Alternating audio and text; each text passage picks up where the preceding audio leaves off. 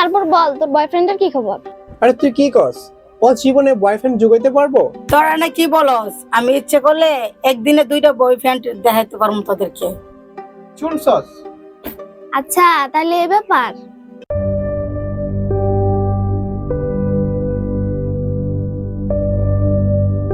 কিরে এটা আমার রিনা না? ওনা কইছিল কলেজে যাওয়ার কথা, ওইখানে কি করে? কিরে রিনা তুই এখানে? তুই না কলেজে যাবি, তুই এখানে কি করিস? আর এই ফলা মা এদিকেডা?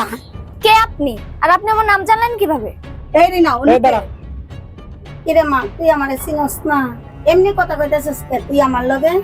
তুই না কইছিস কলেজে যাবি, তাহলে তুই এখানে আসিস কে? রিনা, তুই কি সত্যি আমাকে চিনিস না? এই কুলসুম, তুমি কেন দাঁড়া রয়েছো? তোমার তো অনেক কাজ করে রয়েছে, তুমি যাও না কেন?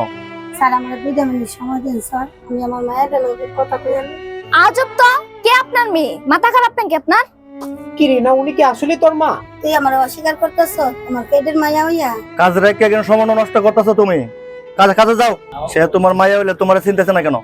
স্যার এটা আমার মায়া স্যার, আমার মায়া আমারে চিনতে পারতেছে না স্যার। চিনতে পারতেছে না, আমি কি করব? তুমি তোমার কাজে যাও। এই মেয়ে, তুমি কি আসলে উনাকে চিনো না নাকি? আজব তো, আপনি এভাবে কথা বলতেছেন কেন? আর ওনাকে চিনলে কি আমি অস্বীকার করতাম? আমার মাকে আমি কেন অস্বীকার করবো? শুনছো কি বলছে? তুমি তোমার কাজে যাও। মারে তোরে 10 মাস 10 দিনে পেটে রাখছিলাম, আজকে তুই আমারে চিনলি না। আর না চিনলে কি করুম? তোরে কি জোর করে চিনাইতে পারু? জান তো জান, চিনি না বলছি না? জান, মাথা খারাপ করে দিছে একদম। মুডটা একদম নষ্ট করে দিছে। কোত্থেকে যে আসে এসব লোক?